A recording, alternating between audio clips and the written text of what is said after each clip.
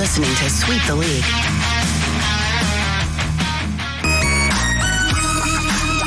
Hey, this is George Iceman Gervin, and you're listening to Sweep the League Radio.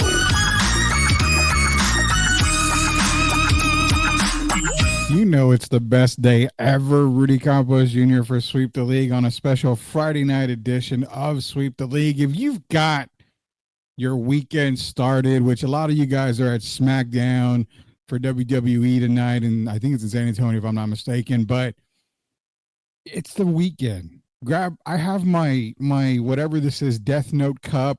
It's got a little bit of adult beverage in there, so I'm taking it's going to be one of those nights for us. We're going to start the weekend off right.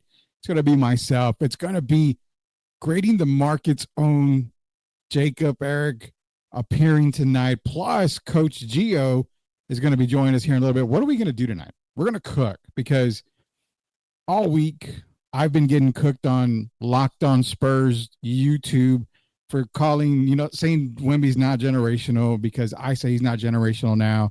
We're going to get to all those comments. Why? Because it's one of those nights. It's one of those FTW nights. We're just going to chill tonight. You guys have questions, ask questions. You guys want to drop comments, drop comments. You guys want to cook with us, cook right alongside with us. For all you old heads out there, there used to be a restaurant in San Antonio called You Are Cooks. And you would grill your own steak. You would do your own thing. It was over there off of 410 and Evers, around in that area. Man, we are going to cook tonight. I don't care what you want to talk about. You want to insult, you want to do whatever. Let us cook tonight. I'm assuming you meant Rudy, not Ruzy. Now you're changing my name. It's bad enough, Jeff, that I get cooked on Locked On for telling the truth and being honest. Now you're misspelling my name. Streets are saying you're still getting cooked for your Wemby comments on Los. Apparently, I know ball and people don't know ball. But you know what? Forget it. Let's bring on Jacob Eric right now. Grading the Market's own Jacob Eric Canziano. Man, welcome to Sweeps, dude. We're waiting for that one guy to appear who just texted me. He'll be on in about 10 minutes. So, how you doing, man? What's up, Rudy? Thanks for having me on, man. Yeah. But you know what? Let's go back to this thing. You know what? And I apologize to Locked On Spurs or whatever. I'm not too familiar. Who's been cooking you? What's going on here? Well, I kind of want to save that for the end, but I've gotten tons of comments. I'm not gonna lie. When I got cooked on Twitter, because I say cooked, bro. I wasn't getting cooked. There's no reason getting cooked. What I was getting hate fan mail from people who are diehard Spurs fans, which I love my Spurs. But because I don't agree, or because I don't say Wemby's generational, or I'm Mr. Negative, I hate the Spurs. I'm a Spurs hater. You know, I don't know jack shit about anything. It's so crazy to hear all these people talk, but yet at the same time, it's the same people that would say, well, screw San Antonio. They can't win a game. They can't do this. You're wasting Wemby's generational talent. Yada, yada, yada, yada. Pick a fucking side, bro. I mean, you either want to love the team, and talk, straight facts about the team, or you want to hate them and go live in, Candyland somewhere.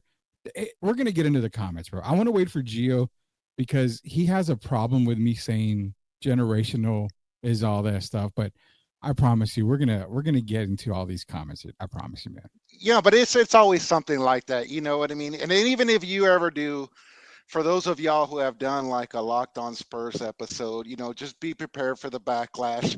There's gonna be a whole bunch of, hey, F you, F you, F you, if they don't agree with you. You know what I mean?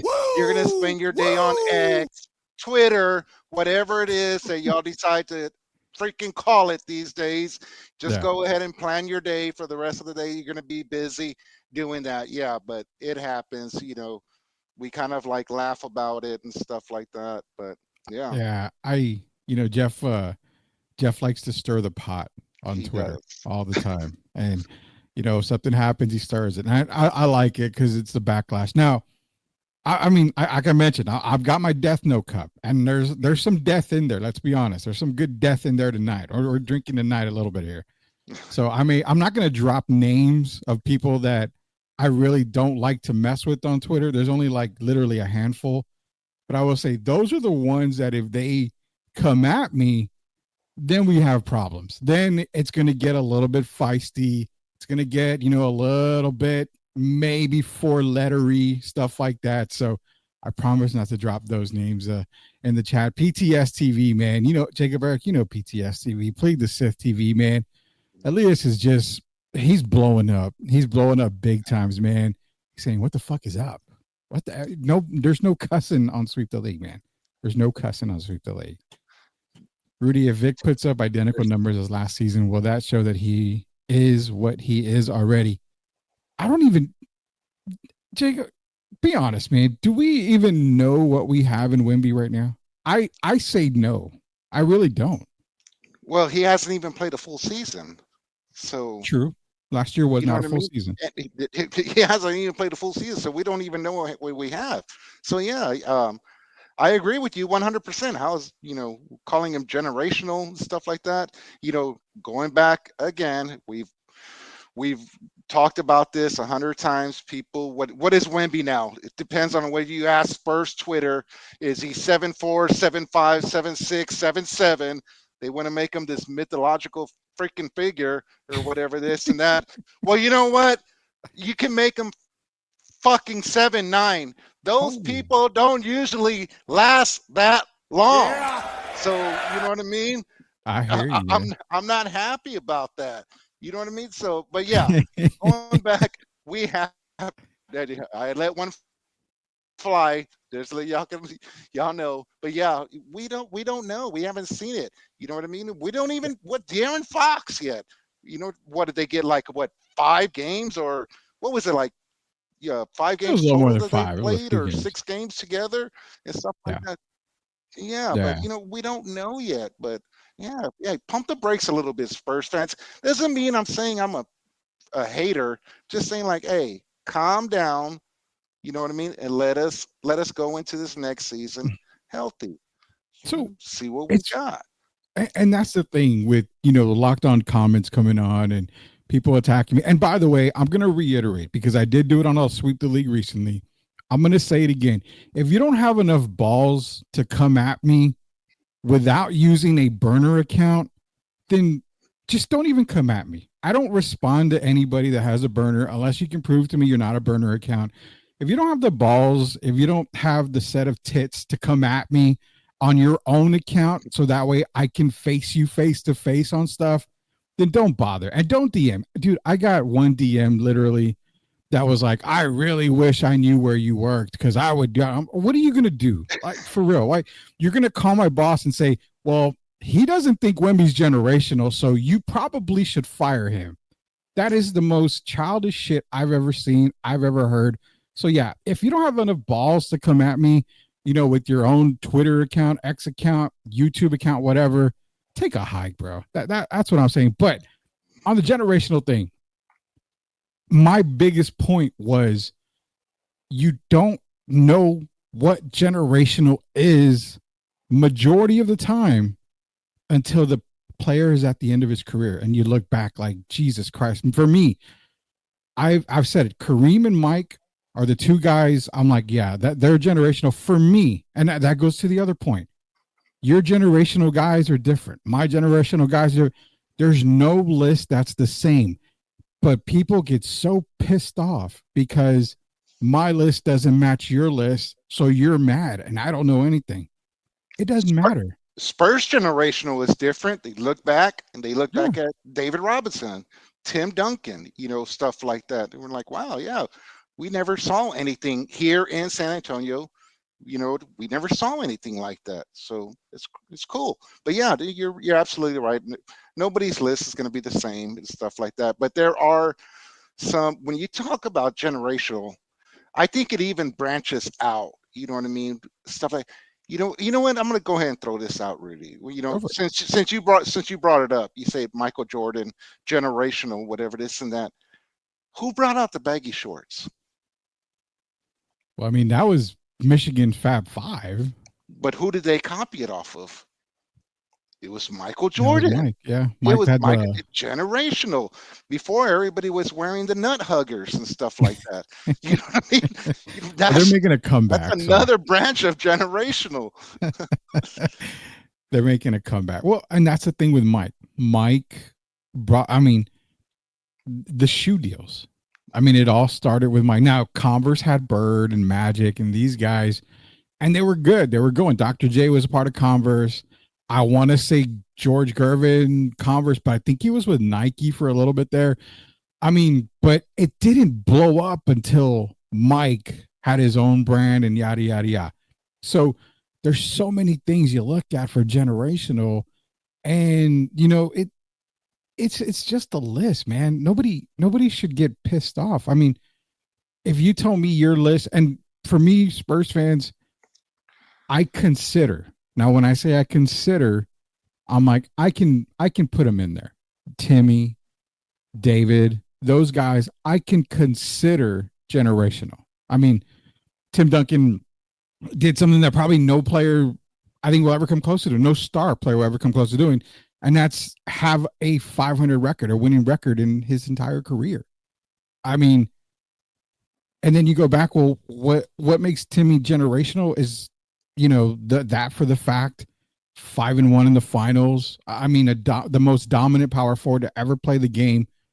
But then you have the other side of things, man. So generational was Tim Duncan. And again, I hope we don't get crap for this, but was Tim Duncan, well, out of the 19-year career, was he the best player in majority of his career? So 10 years out of the 19 or whatever, was Timmy the best player in the league for majority of his career? That is an argument. That's not my argument, but that is one argument that people have when it comes to generational talent. Kareem had 12 or so? I mean, MVP titles. Jordan dominated the MVP title. I mean, these guys checked off a lot of, boxes. But that question comes up with Timmy. During his career, was he the best player in the NBA for majority of his career? That is a fair point, and that's not my question, but that made me think like, okay, that's a fair point when it comes to generational talk. Well, it's funny you bring that up, Rudy, because, we don't even have to look at ourselves, and we have our own opinions, but you look at a lot of former NBA players, and they have spoken on this.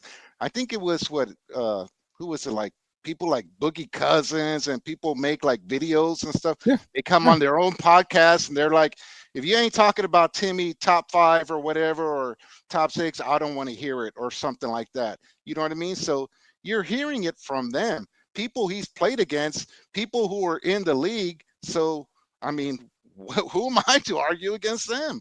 Yeah.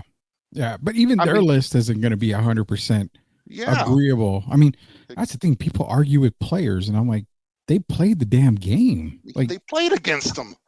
Yeah. They played against them. That's the argument I would never, ever have, man. That's the argument I ever. And it's crazy because we talked about it all week, and I figured, why not Friday night? Let's just make this a Friday night topic, and we're going to get more into it because we're waiting to see if Coach Gio joins in. We're going to get to a lot of the Locked On fan comments and see what they said. People don't really know. PTS is here. Can't wait for the next appearance for Jefe. He's coming on. But you got cooked on Los. No cussing on sweeps. That's why we have the sister channel. Guys, who are the top 5 generational Spurs? Before we get that answered, Coach Gio is... Oh, there he is. And there he is. It's Coach Gio joining Sweep the League on a Friday night. Coach, we've got Grading the Markets host Jacob Eric joining us tonight, man. We're kind of cooking early on the generational talk. That was supposed to be towards the end of the show, but we kind of got a little started ahead of time without you, man. So apologize for that. I mean, you still pay me to come, so I do. I still do. I still do pay you the NIL money to get on the show, man. But we're gonna get into the YouTube comments because a lot of YouTube comments came at me about generational stuff and Wimby and this and that. And you guys can have y'all's opinion on it. But at the same time, Gio, we're going to get to Jeff's question here in a second. Sith is loving that you're in here. Gio is generational, baby. I don't know how much he's generational, but pay him to come. Pause. That's exactly what I said, man. Yeah, we got to pay him to pause there. Jeff goes back to this, man. I'm gonna go to you guys. Who are your top 5? And I hate the word. Who are the top 5 generational Spurs? Now, I don't throw generational around. My 3 biggest generational guys my biggest 2 are David and Tim, who I consider generational. What are you guys' top 5 generational Spurs? Because like I said, I don't throw that word around very easily. Whoever wants to go first, drop them, because I know Jeff's already stirring something on Twitter with this. So whoever wants to go first, by all means. Gio, you want to go? Sure. Tim Duncan, number 1. I don't think we're going to argue about that one. Number 2, David Robinson. Another no-brainer. The Spurs were terrible before he got there and led them to a second round playoff berth. Now, number 3, looking through watch it. I'm going to go with George Gervin, Rudy. Okay. I'm going to go with George Gervin, the finger roll, the ABA, an icon of his day. Number 3, give respect. And then we got 3 and 4. 4 and 5, which these guys are too interchangeable, I think. But number 4, I'm going to go with Manu Ginobili. Okay. We'll give you a guy now. Coming over, overseas from Argentina. We didn't really know we had the Euro step. Of course, flopping was one of his things as well. But he was Rudy. But look, I do think Manu's on this list just because of the kind of international aspect. Mm-hmm. And then the last point. Is he gonna pick him? Let's see if he picks him here. Man, it's between Tony and Kawhi. I'm gonna go with Kawhi Leonard. Oh my God! You just pissed off. I'm gonna go with Kawhi Leonard. Look, that's what I'm talking about. The Finals MVP. Tony Parker also as well, but I wanted to spice things up, Rudy. So I went with the unconventional. All right, Kawhi Leonard. All right. Why not? Spurs fans, get over it. It's been a long time. Oh God! So yours is Duncan, Robinson, Gervin, Manu, Kawhi. Those are your top 5. Okay, for generational. We're talking generational. Don't get it mixed up. Not top 5 all-time Spurs. We're talking top 5 generational. So that's your generational. Jacob, what do you got? I'm pretty sure you know one of your guys. He pretty much nailed mine. I went Timmy, David, Ice. I was waiting for you to say that. Because Ice he came over here with the team, and then who was it? I was surprised by Manu. Yeah, and that was a great pick. Yeah, generational here. Especially with the Euro step and stuff like that. On my number 5, everybody knows who follows me. They know who I like, but I was trying to I'm going to try to mix it up a little bit. And I'm just going to throw this out there or whatever, this and that. I'm just saying it. Everybody knows who I like. Mm-hmm. But what about Silas? Could be. It's your list. It's nobody. If everybody's going to argue with you, then they can go to hell. I just don't want to copy. I just don't want to copy off of Coach Gio's work. Oh, you can copy him. You can copy him. Rudy, another guy, a number 5 honorable, Alvin Robertson. I'll throw his name out there. Oh, yeah, that he's on my Mount Rushmore. For me, Alvin Robertson, quadruple double, all time. A steals record that ain't gonna be touched. Let's be real. It's a single season steals record. It's never going to be touched. If not for what happened outside the basketball court, Alvin Robertson's jersey would be retired in San Antonio. I mean, 4-time defensive, or I think all first team defense, Rudy? Yeah. I mean, what was a phenomenal defensive player, Yeah. It's a shame when it, but I put Kawhi because look, finals MVP, champion, and I know it doesn't have anything to do with the Spurs, but he did win one with the Raptors. I don't know. That means something, Rudy. Come on. Show some respect. I am not disrespecting him. That was the biggest middle finger to the city of San Antonio I have ever seen in my life. No, I'm talking about when Kawhi got that. Kawhi got that chip in Toronto. It was he was like, "Oh, you're gonna deport me? You're gonna deport me to Canada? Watch this." Yeah. Boom. Well, he was like, "I want to go to LA." Well, you're gonna have to make a layover in Toronto, and then you can head over to LA after that. That's pretty much what it came down to on that. My 5 are.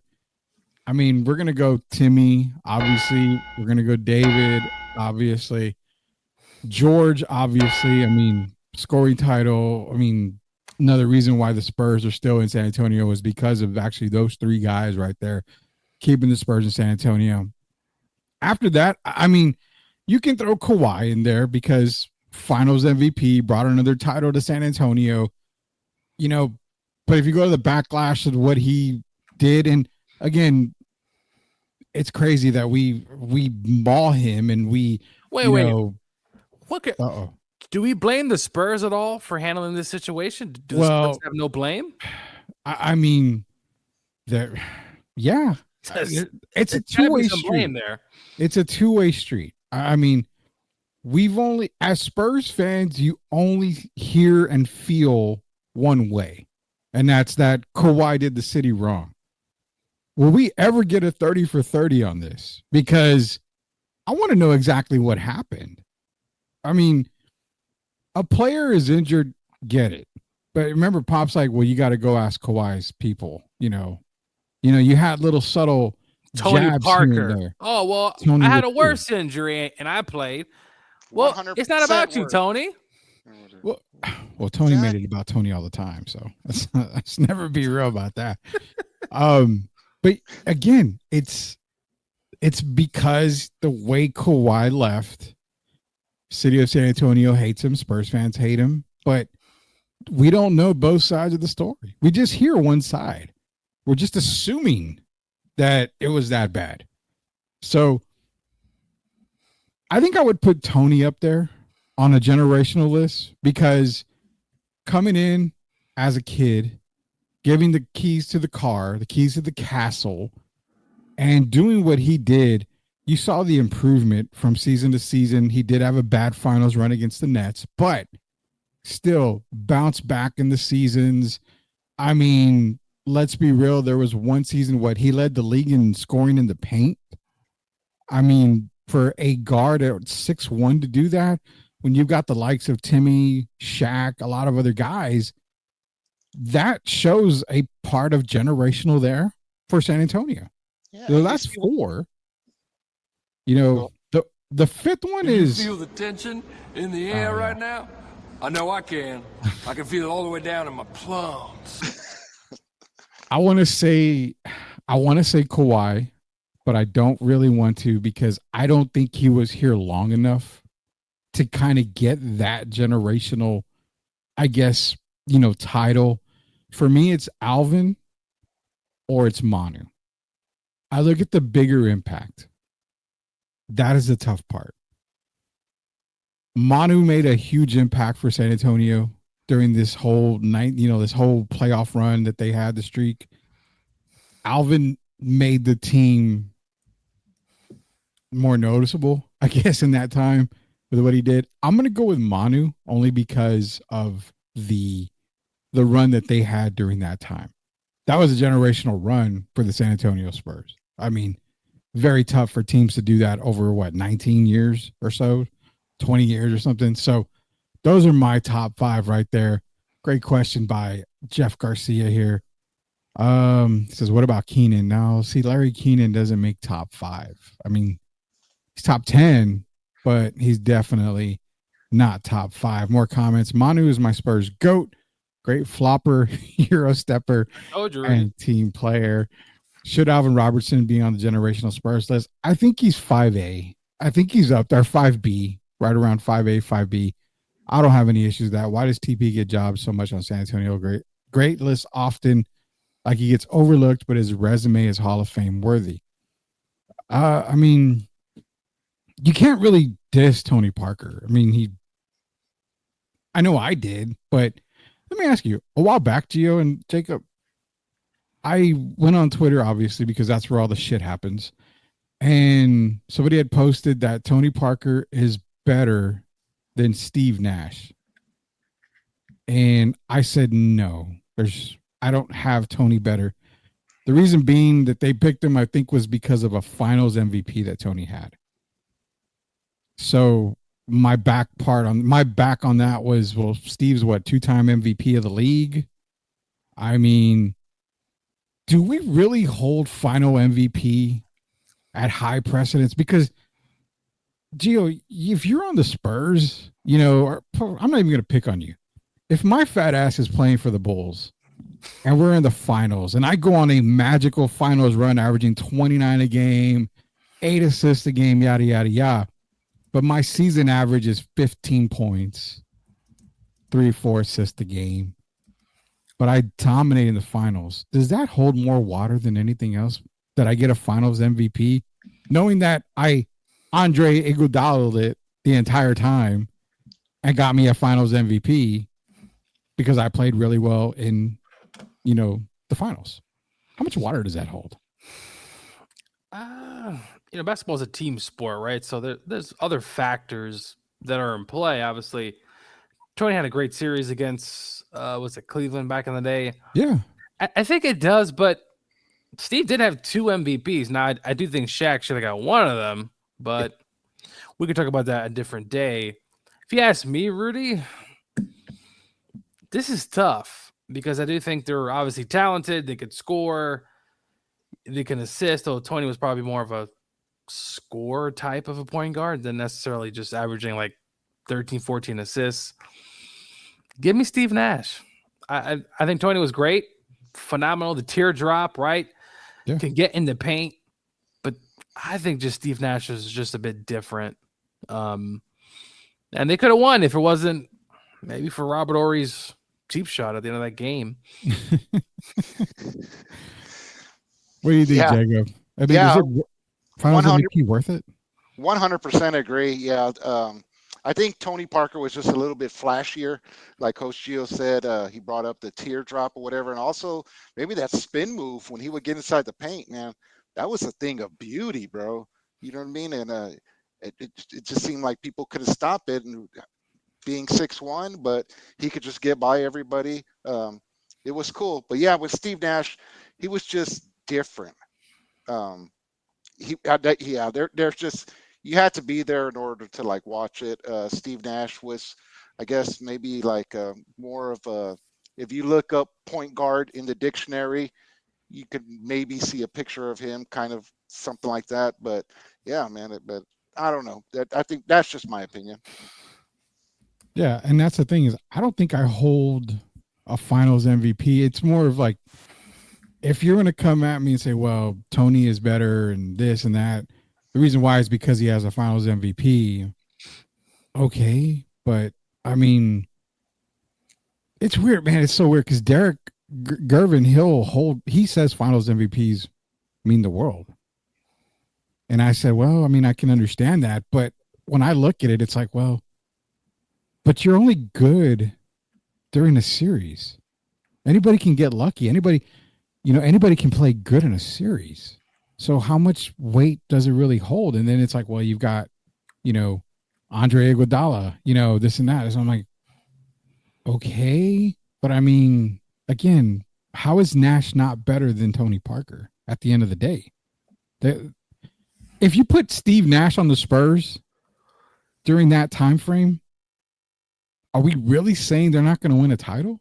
They would have did some damage, bro. They still would have did some damage. That would have been massive. Oh yeah, they would have won a championship. Mhm. Yeah, I mean, there's no doubt about that.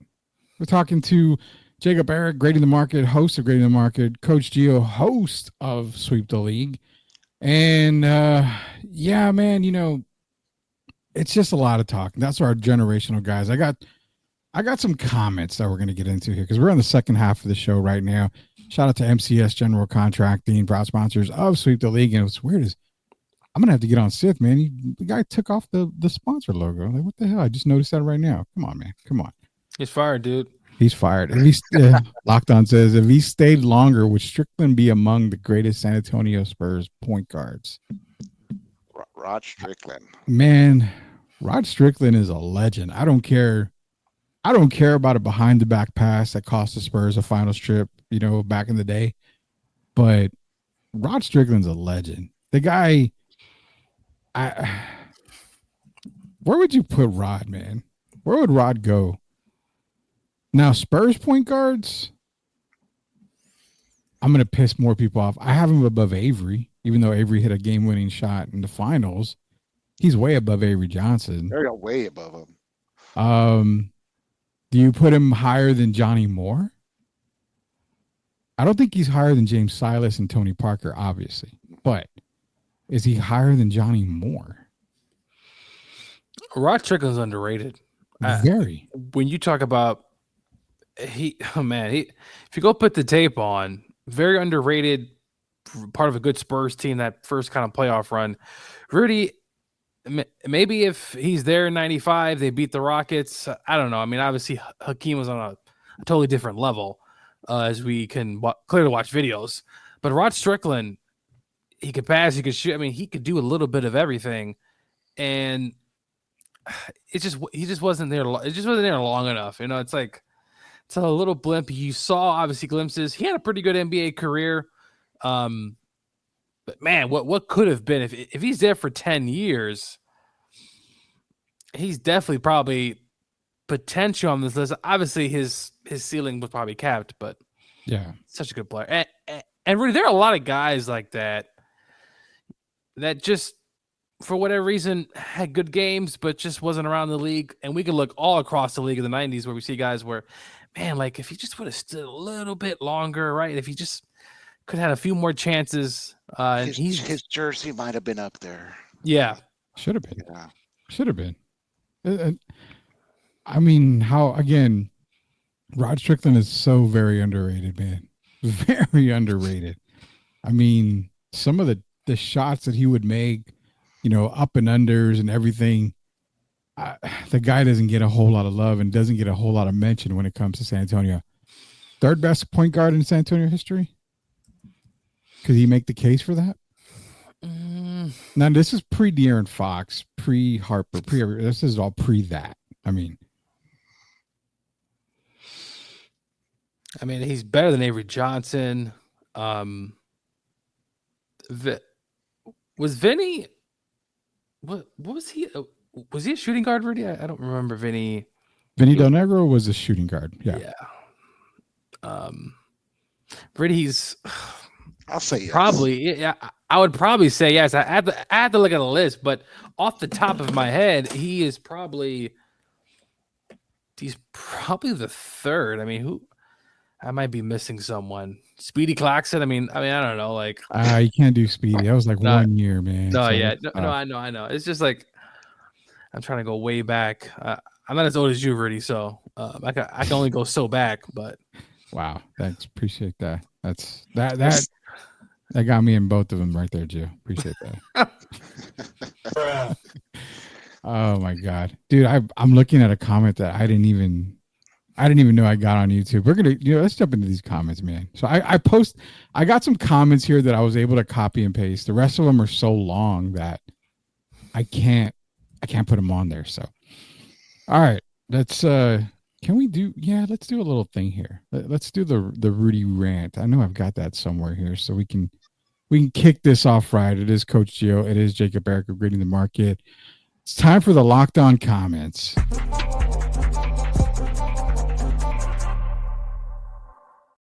All right. So these comments are coming from the episode of Locked On Spurs called Who Needs to Level Up? Now, I'll be honest, I don't remember what the hell I said and all that stuff. So don't come at me for that. I record the episodes with Jeff, but I don't ever remember half the time anyway. So this is the thing. Here's one of the comments from there. And it comes in from @Fluffhead23. It was 10 days ago. When did Rudy become a Wemby hater? He said he is not generational. Give me a break. The guy is constantly negative. Wemby is just now the age Duncan was when he entered. I'm going to finish it up here. Let's see. When he entered the league, he already has an all-star game under his belt and is the best defender in the league. He is the definition of a generational player. Rudy is an idiot. So shout out to @Fluffhead23. So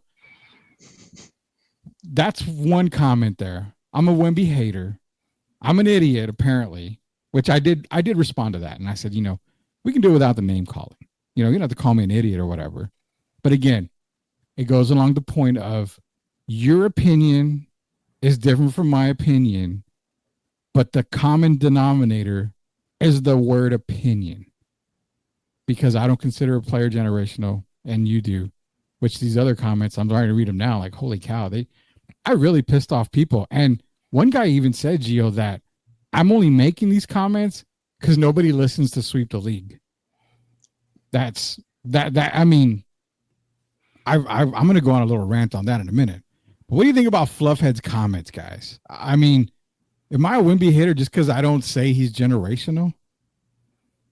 Gio, you can go because I had already touched on that at the beginning of the show. Yeah, he did. He did. Yeah.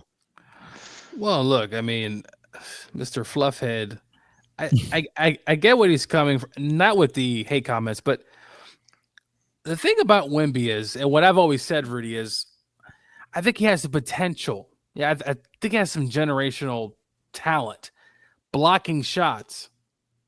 He shoots too many threes, but shooting threes. Yeah. Defense, just doing things from a night-to-night basis where you're like, dude, how did he do that 360, block, whatever the case may be. I think the talent is there. Will we ever see that peak is yet to be determined. So whenever I've said generation, I said he has generational talent. Will we fully see that? I don't know. Now, Rudy's coming off as a hater. I don't think Rudy's a hater. He's just saying it like it is. And Wemby, I will say, Rudy, he was young coming into this league. I get it. Duncan was polished. I mean, the man spent 4 years at Wake Forest. David went to Navy, obviously, then went to actual in the Navy and had to wait till he came to the NBA. Like, these guys all spent 4 years, so it might seem like Rudy's hard or maybe strong opinion on Wemby, but I think all Rudy is just reacting to what he's just seeing. And at this point, Wemby's not there. And I told Rudy, I think he has an identity crisis. I think there's a little bit of identity crisis going on here. When this guy's, 7'4", whatever, 7'5", just standing by the three-point line, dude, go to the paint. I mean, SGA, as we've seen, lives in that little circle there, right in the middle there with 2 points. James Harden made a living there. Westbrook, make a living there. And then, of course, you can go ahead and shoot your threes because the analytics are just ruining the game. But no, Rudy, I'm completely, Rudy, let's say crazy things like Daniel Jones is better than Kyler Murray. Kyler Murray. I said Kyler Murray. He's also said some He's crazy got one things. More playoff win than Kyler Murray too, by the way. Well, look, even a broke clock is right twice today, Rudy. But anyway, this guy's wrong just in general. I don't think he understands you, Rudy. Well, apparently nobody watches the fucking show, so they're not going to understand me, obviously, according to one comment, which I guarantee once that guy, I'm not going to pull 1099s and show anybody pay stubs or anything, but I will pull the views on here for everybody on Lockdown that comes and says, well, Rudy says dumb shit because nobody watches Sweep the League. Bullshit. I can prove all the numbers are there on that sense and say, oh, hey, these are the views that we get. people do watch, and they're not fake, by the way. So, FYI, shout out to that fluffhead out there. We got the next one, man. So, this is coming from at Pete1381, Sweep the League TV. What? I got to read the rest. What more do you want from the kid? He was in MVP conversations before he was old enough to drink. How is that not generational? So apparently, because Wemby can't gamble and drink, but yet he's an MVP candidate, that makes him generational. So, okay, now what Gio said earlier, I made statements before. Robinson, 4 years. Duncan, 4 years. People were saying, and I told the guy, I said, hey, David's numbers are better than Wemby's rookie numbers. And then it got into, well, David didn't shoot threes at the percentage Wemby did his rookie year. Wemby averaged more assists than David did his rookie year. So if you factor it all in, then Wemby had the better stat line. I mean, it was all Albert Einstein bullshit. Like, I was like, okay, whatever. I accept. David was the guy. I mean, that he was the guy. He was scoring. I mean, rebounds and different eras. I don't even want to talk about that era where every night you're playing a big man. Like, it could be Mark Ian. It could be not necessarily guarding Karl Malone, but Karl Malone's in the paint too. Like, it's just ridiculous to say, well, the assists and numbers. David led at that time, really the greatest single season turnaround in NBA history. Yes. Was that Spurs team. Well, and that's part of generational for me. Like, what impact do you have? And that's the thing. I've not once said in anywhere, any show Locked On Anywhere, I have not once said that Wemby could not be generational. I mean, my example is Jokic. He didn't come in the league generational. Nobody knew what Jokic was coming into the league. Now, you've got him being talked about as knocking on the door of Kareem Abdul-Jabbar, one of the greatest, if not the greatest centers of all time. That would surely make him a generational player at this point. So I've never once said Wemby cannot be generational. He can be. Quick question, Rudy. At their peak, and I mean, we're talking Wemby is dominating games, Joker at his peak. Who do you think would have the better career if they both essentially are at their peak and Wemby's doing just some crazy things? Who do you think kind of wins the talk of those two?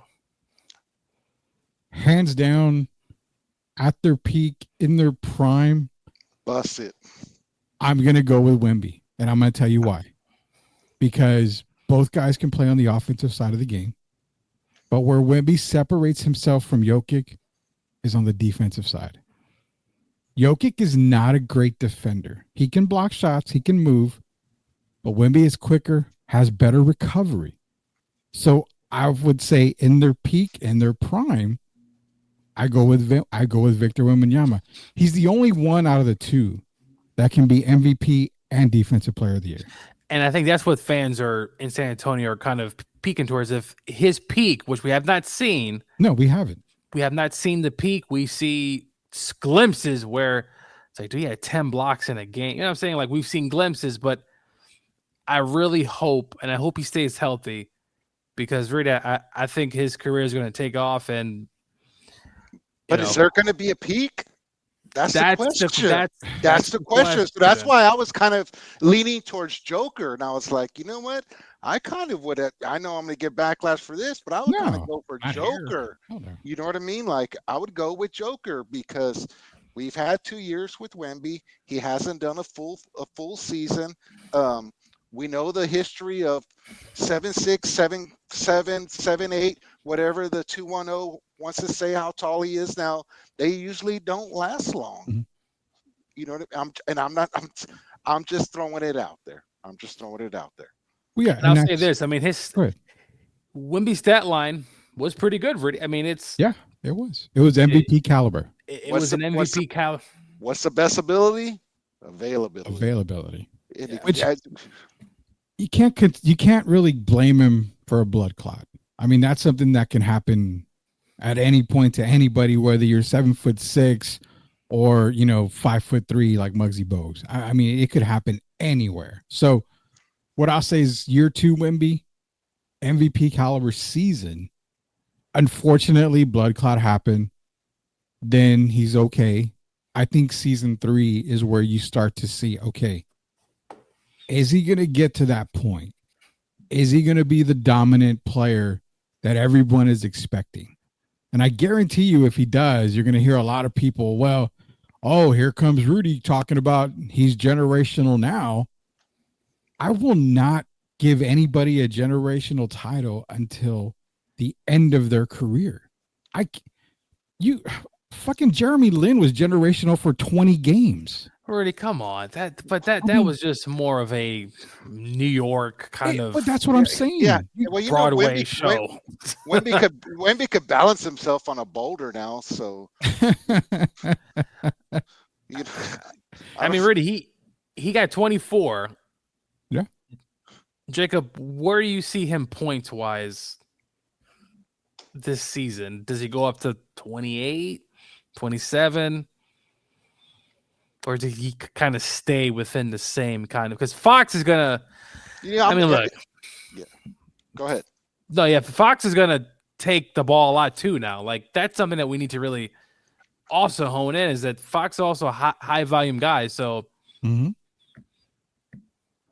Yeah, no, I agree. And Fox, and then with Castle, and we do have a lot of good players on there. And there's only one ball, so I want to say it's going to drop a little bit, and I wouldn't be surprised if it does. And I actually, wouldn't be angry if it does, because it means that they're playing a little bit more team basketball. And also, we got to wait and see what kind of system Mitch is going to go ahead and throw in there, because last year I'm not fully convinced that was Mitch Johnson's system that he was running. I kind of feel like that was Pop's system. Yeah. So we have to wait and see what is Mitch going to do? You know what I mean? Who knows? Maybe he does tell Wemby to go down into the paint. I seriously doubt it. But you know what I mean? But if he was to do that, what would happen? I honestly, this is what it comes down to. Gio brought up a magnificent point. Does Wemby go up in points? Does he stay around 24? Knowing you have a full season of Fox is going to get you what, 18 roughly? I mean, is that kind of what we're thinking? 18 a game? I'll say 22. Maybe 22. Okay. So then Stephon Castle is probably going to get a bump in points. So you're looking at maybe around, he was at 12, maybe 15, 16. You got those shots. You bring in Dylan Harper, who is going to get some shots up as well. You've got guys like Keldon and Devin who are very, very offensive oriented. They are really, offensive guys. So you brought up a magnificent point. Is there going to be enough shots for Wemby to get to that 28 point per game average that most people say? Now, if he gets to 24, 23, 10, 11 boards a game, 3 blocks a game, does that piss off Spurs fans? Because, I mean, are you really going to say they're generational? Is he generational then? I mean, where's the argument? What does he have to do? Or what if he does less? What if he averages 21, 9, and 2? I mean, what if the averages drop, but the Spurs are winning? Well, that's Winning the cures all. expectation. Yeah, winning does, but really the expectations. I mean, as soon as this kid came out, what do we hear? I mean, I don't live in San Antonio, but I can only imagine what the talk was. It was generational. Generational, right? That was the one word. And I feel bad for the kid because I think he's played. If you look at his stat line, like, well, all right, he's actually played probably better than maybe if he was just some guy off the street, right, from some random university having those stats. We have like, hey, that guy's actually playing pretty good. But Wemby, people are expecting. I mean, look, if he goes from 24, I mean, he has to be the main piece already. But the thing is, I don't know where the system's going to be, right? So we don't know. Is Wemby going to be in? If Wemby's in the post, that's going to be great. You can move the ball, but then you got Fox, Castle. Someone's going to have to sacrifice. And Spurs fans, we've seen that. Manu Ginobili.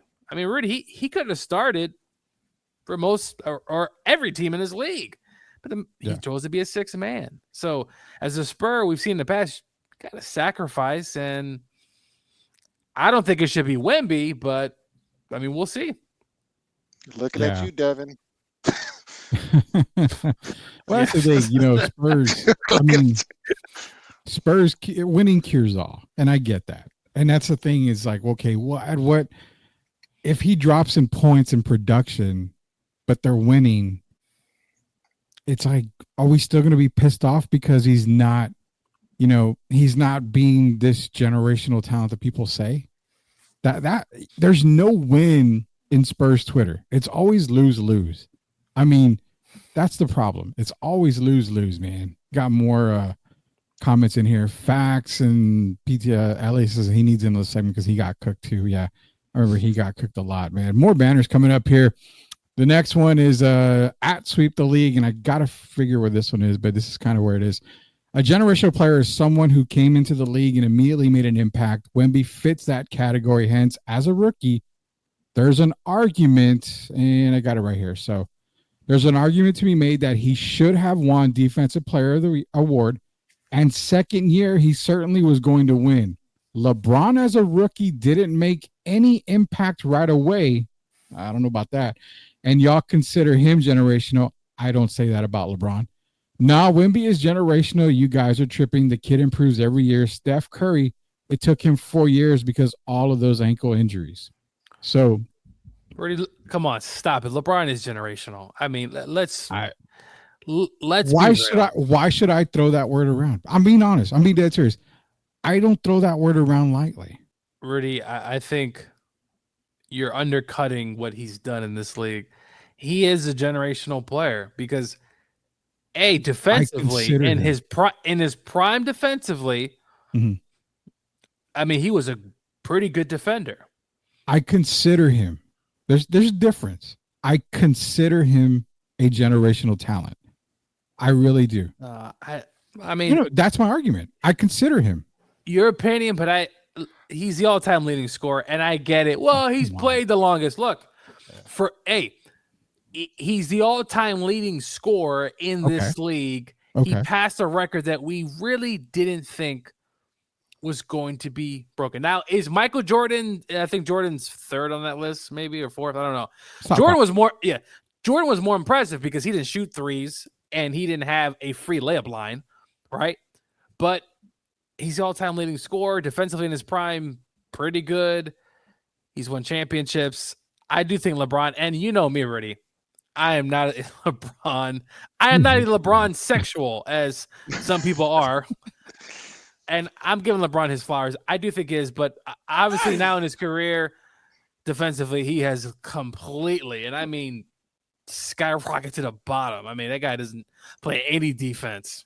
Well, and okay, so this is my thing, and this is the reason why I say I consider David generational. I consider Duncan.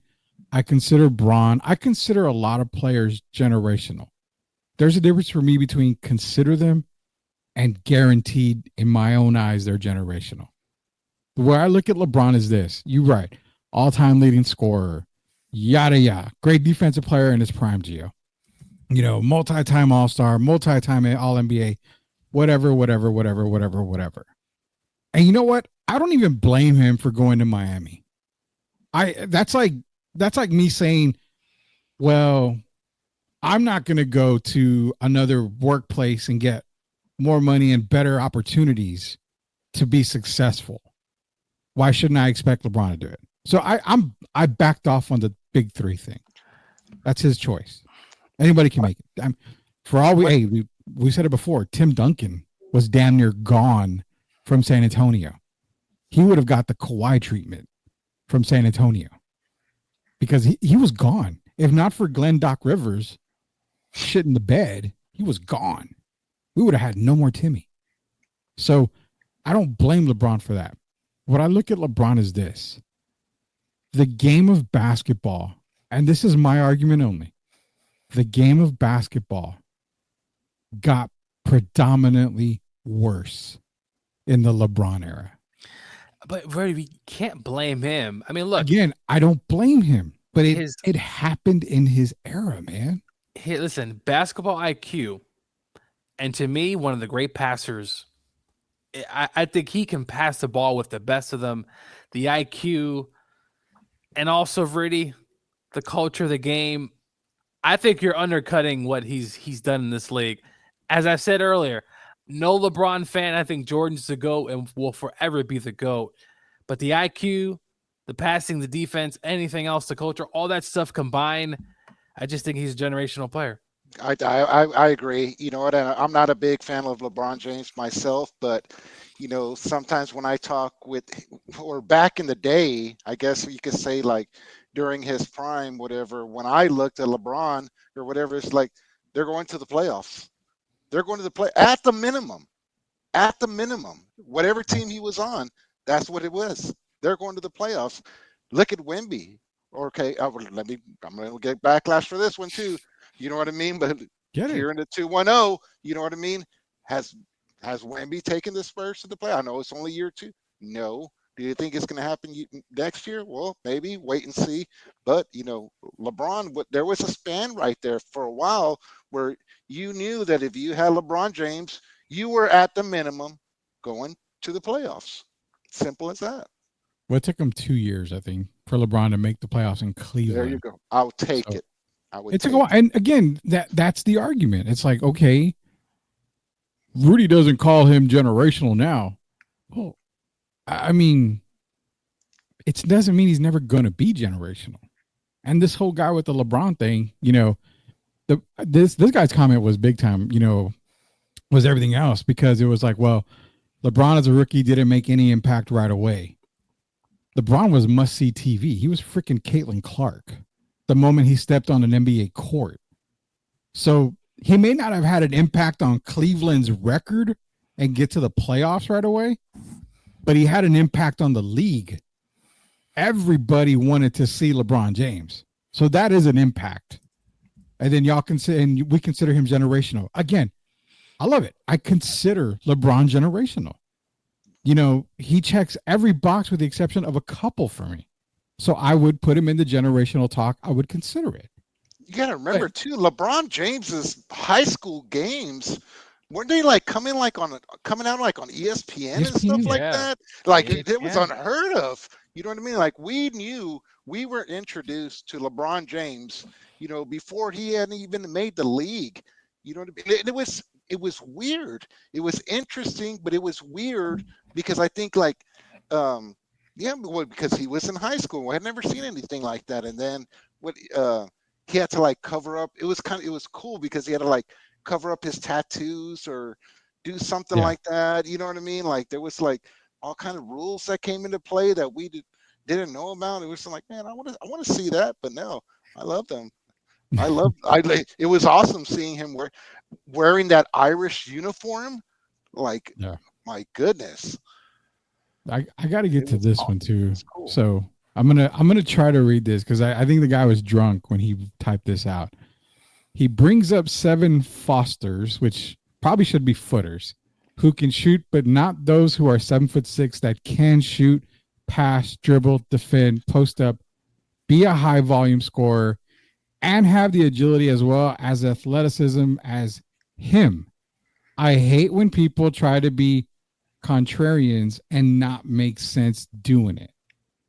So I bring up 7-footers who can shoot. Obviously, you know, Dirk Nowitzki, you know, a couple other guys. Jokic can shoot too. But none that are 7'6". So, okay, I've yet to see a 7'6" guy shoot dominantly from the 3-point line. I still haven't. Sorry, Wemby. I haven't seen a consistent 3-point shooter at 7'6".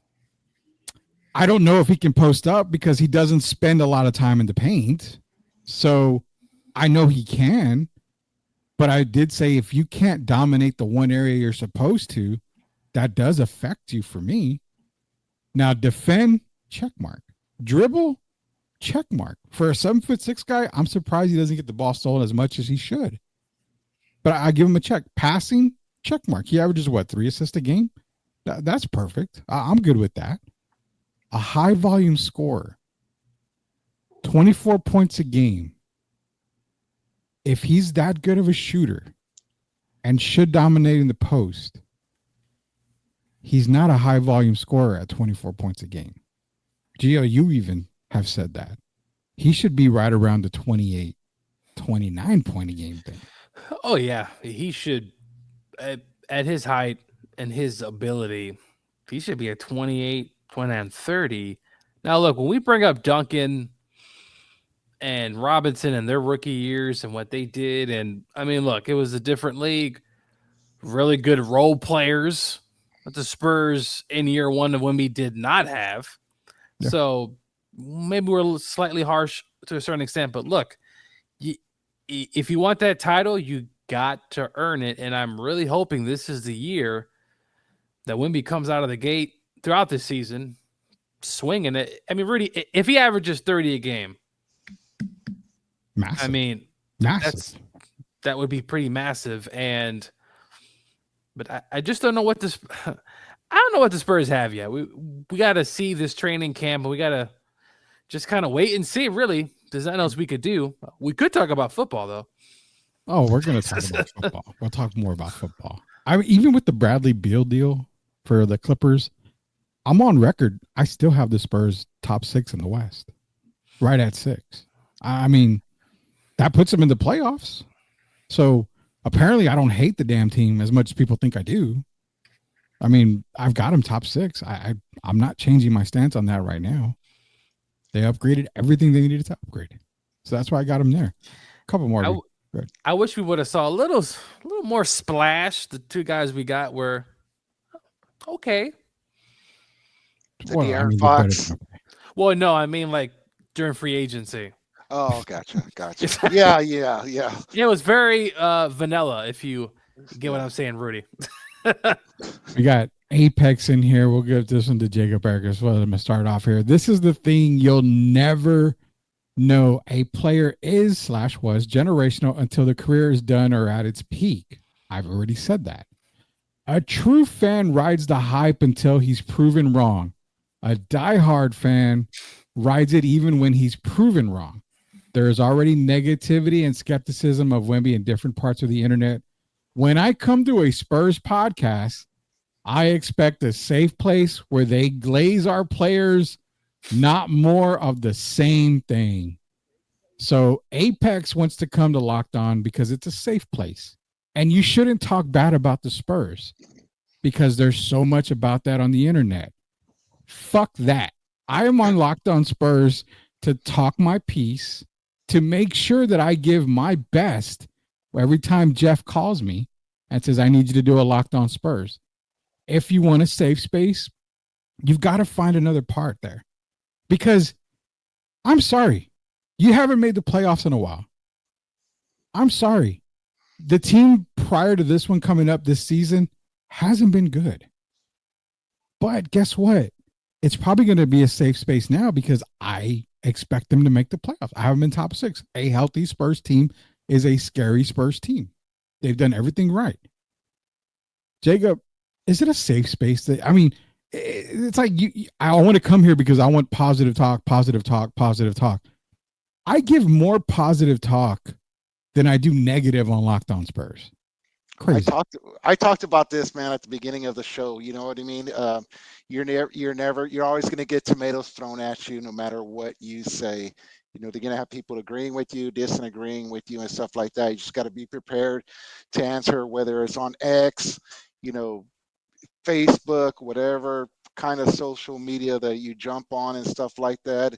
It's always fun at the end of the day and stuff like that. But yeah, at the, you know, we all forget. And it here in San Antonio, here in the 210, you know, Spurs fans, they're huge Spurs fans. And where does the words fans comes from? Fanatics. You know what I mean? We all know that the origin of that word from. So, but yeah, you're never going to escape it. Yeah, Spurs fans are pretty close to Cowboy fans. Holy cow, man. That's the honest got you. We got one more, and this is it. After this, we're done with it. Yeah. Well, we got one more, then this is it. I have to actually put this one on the screen because it's so It's kind of crazy. And then Gio, I have a prediction at the end of this show here that I want to talk to you about here. So here it is. I'm going to break it big up here, and it's going to be. Let me highlight it. It's not here. It's this one right here. Here we go. At the Hoopster, not generational Campos. You're only saying you're not being torn apart because no one's watching your show. This is exactly why San Antonio has some of the worst podcasters around. Wemby, not generational, but yet call yourself a generational podcaster. I fucking am. Please. He bashes Wemby, like acts like Spurs fans don't know basketball, and paints himself as the only one with the real insight. I've been watching the Spurs since 1977. Good for you. Every era, every player, every game. Wemby is generational, damn it. Can't believe I wasted time on this nonsense. You would have had me all mad and stuff if you wouldn't have put LOL at the end. You just ruined the entire post by putting LOL at the end. So I'm coming back on this because you're right. San Antonio has shitty podcasters. We're all crap. I mean, every podcast in San Antonio is terrible. I'm going to say that right now.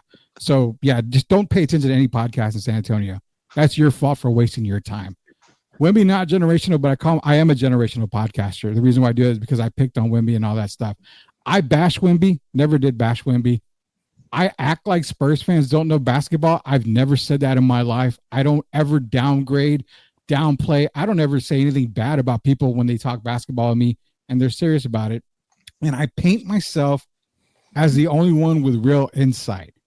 I don't have any real insight at all. I study the game. I talk to professional NBA players. One of them I talk to daily. So, I mean, if I don't know anything, you would think they probably wouldn't talk to me about it. But I don't have any real insight. This is the comment that just makes me think, okay, we got a bunch of degenerates out here just saying whatever they want to say. Gio, you've been a part of this since like 16 with me on Sweep the League 2017. What are your response to that? Listen, Are we finally going to get you to cuss? I mean, you haven't cussed in like 9-10 years. I dropped one earlier.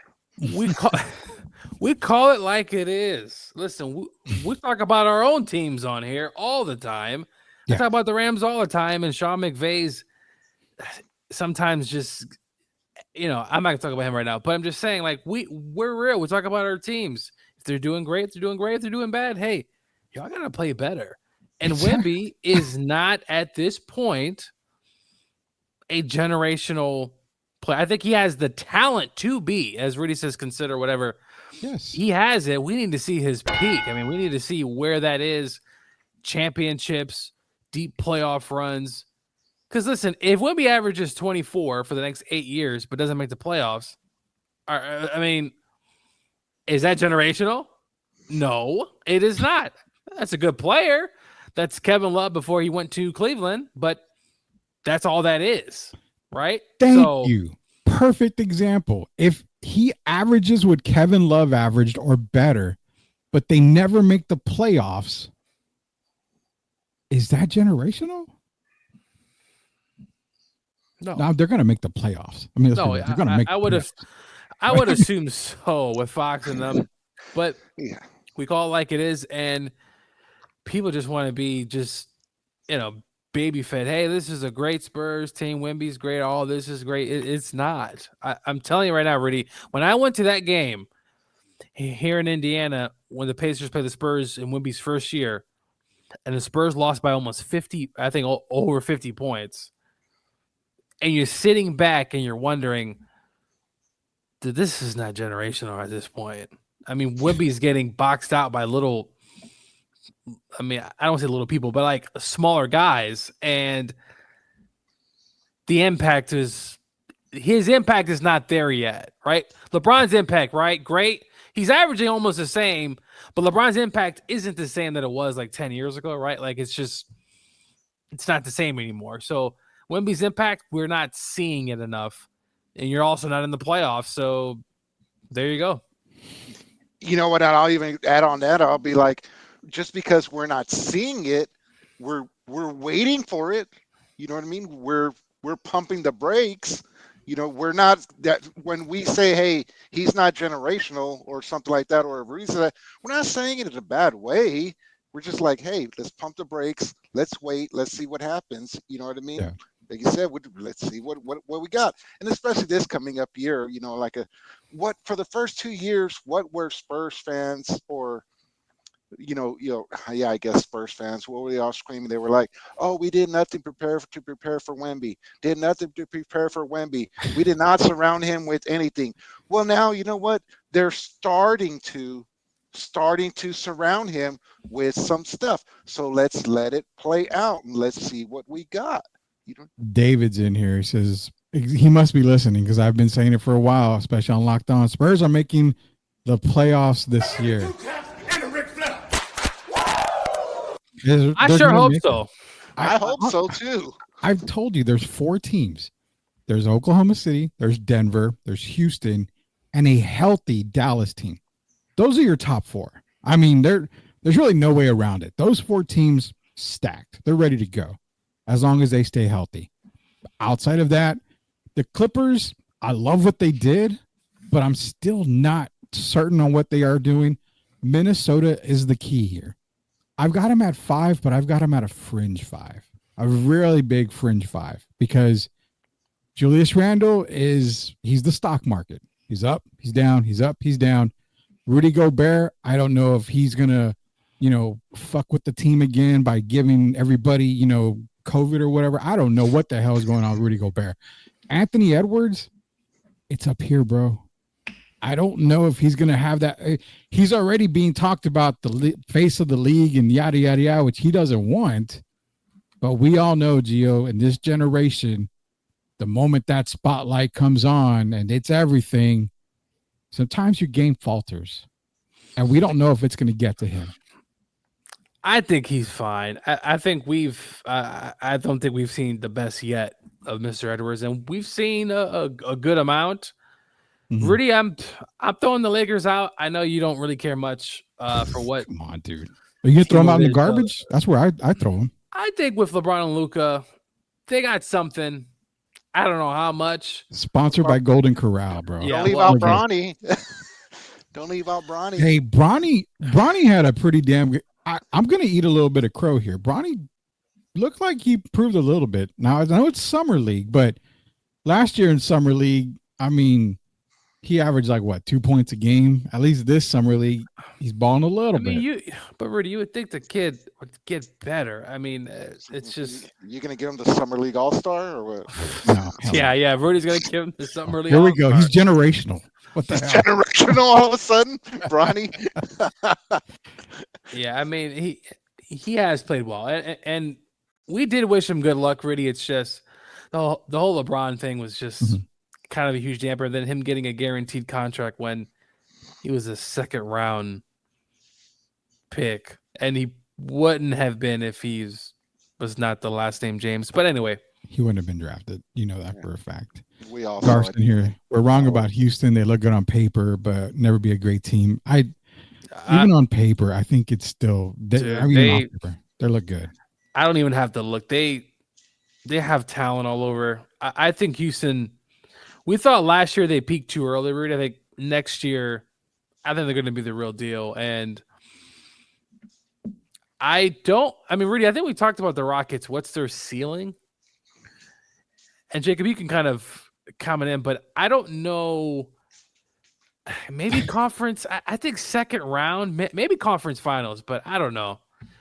I think conference finals is the season. You know what? They could. You know what I mean? They definitely could because I don't expect it's kind of when it comes to the Rockets, it kind of looks like when you look from the outside looking in, it's like, what are they doing? But it's one of those things is whatever they're doing, it seems to be working. Yeah. You know what I mean? It's just like why they don't want to yeah, it just seems to be working. I'll just say that. Well, their coach, which by the way, Spurs probably could have got him, Rudy, a few years ago.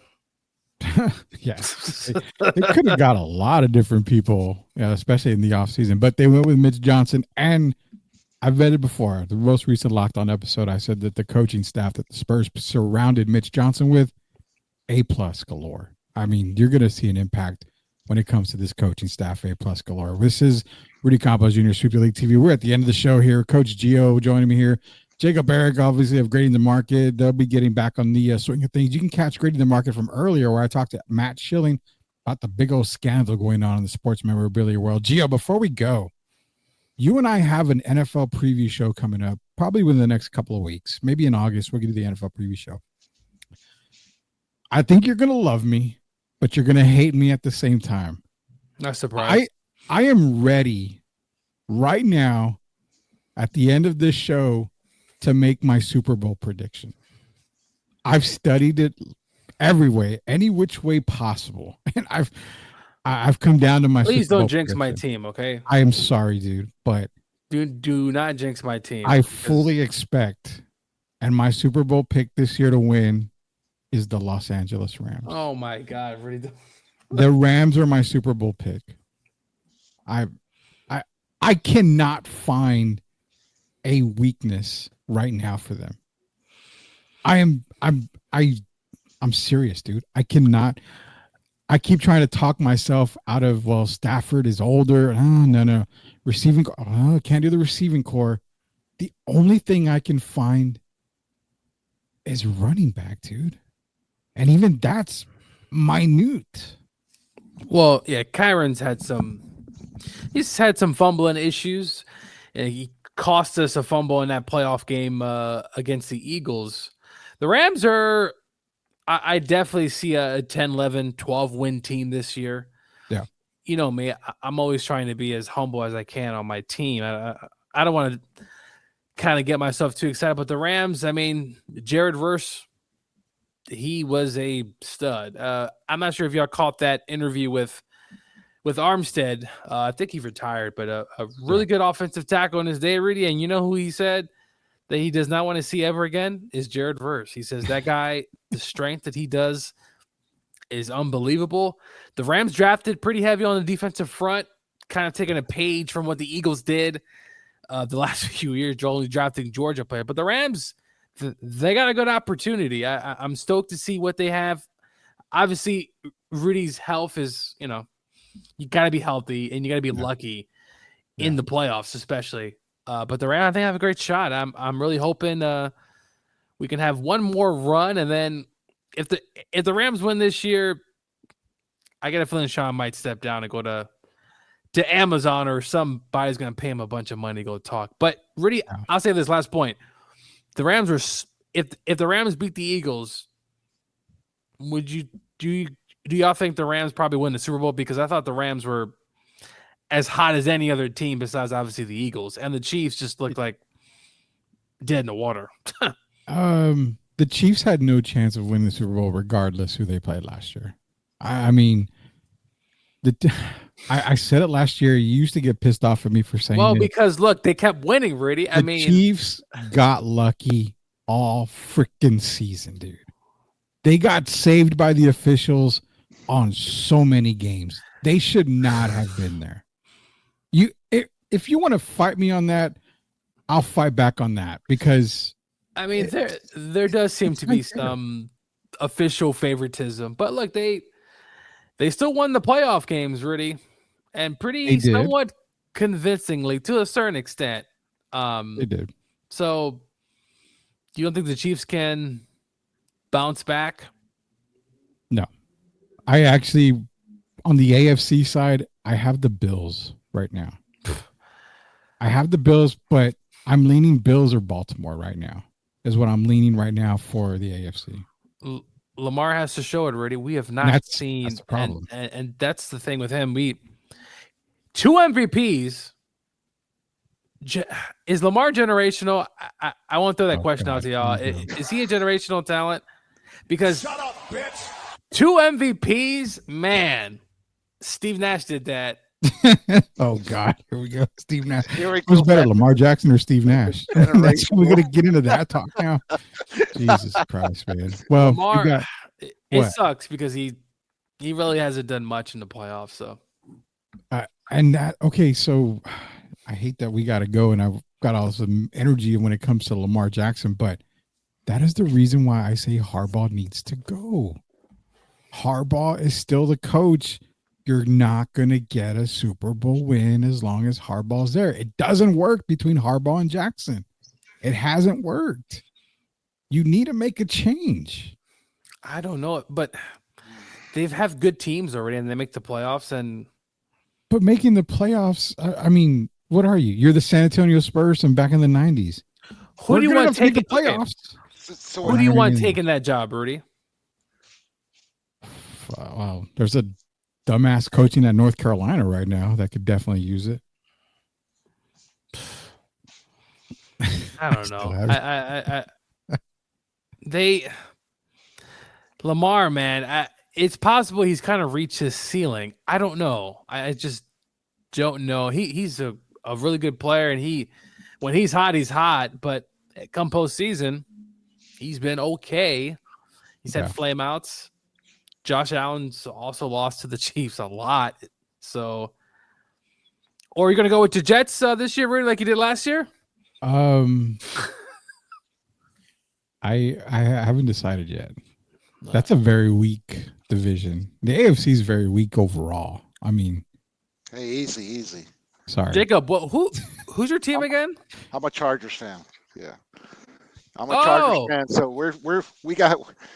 Yeah, I haven't been talking too much about them lately, especially they already gave Herbie the bag and stuff like that. We're feeling the the effects of it.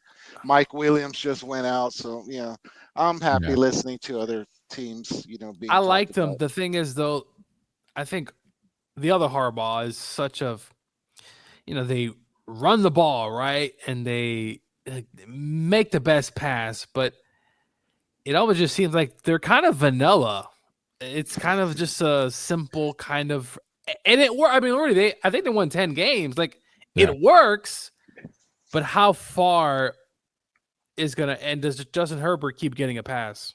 Right. Yeah, man, I know we got to go, but I'll tell you what, NFC West, Gio, I do have the Rams winning it. I have the Niners as the worst team in the NFC West. No, Rudy. That's what I have, but it could change. And I did the schedule, the whole full season schedule for every team. I had the freaking Cowboys as the worst team in the NFC East. Shut up, bitch. Wait till we get to the preview, because I don't know. The Giants. The record, man. I'm like, there's a website you can go to, and you go pick one team. And actually, you can do the entire season for like every team. And I did that. And Cowboys were the worst record in the NFC East, man. Listen, it's going to be the Giants. The Giants have a new quarterback, I think. Russell Wilson's there. They have Jameis Winston and his crab legs there as well. Dude. So their defense is their defense is going to be good. Dayball's literally on his last legs. We'll see. We'll see, man. Hey, this is the end part of the show here. It's Coach Gio. It's Jacob Eric. We're getting ready to log off here. For all you guys that left comments on the Locked On Spurs YouTube channel, you should know your role and shut your mouth. That's the message that we are leaving for all you guys on there. But continue to leave them. I'm going to continue to be a guest on Locked On. I'm going to see if Gio can be a guest on Locked On. He had to take off here. Jacob Eric, you can find him on there. Catch myself, catch Coach Gio next week. Jacob Eric on more Grading the Market for Jacob Eric, Canziano for Coach Gio, for Derek Irvin, for everybody a part of Sweep the League Nation. Be sure to go to YouTube, search Sweep the League TV, so you are not left out in the cold. Hit that subscribe button. It's Rudy Campos Jr. Until we sweep the league again, we'll see you later, knuckleheads.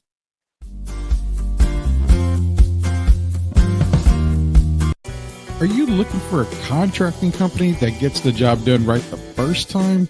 Look no further than MCS General Contracting.